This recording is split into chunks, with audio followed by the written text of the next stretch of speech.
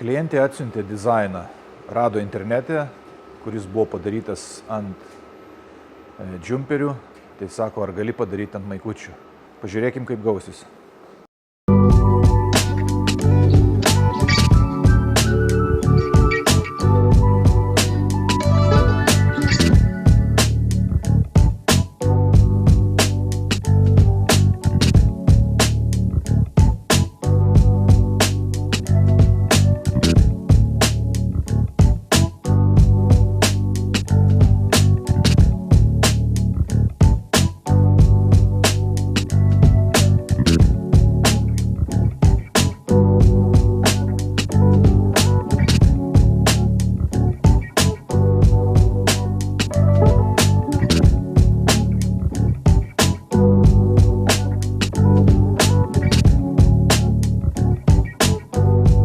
Jeigu ir jūs norit pasigaminti savo maikutę, susisiekit su manim per WhatsAppą ir pažiūrėsim, ką galima padaryti.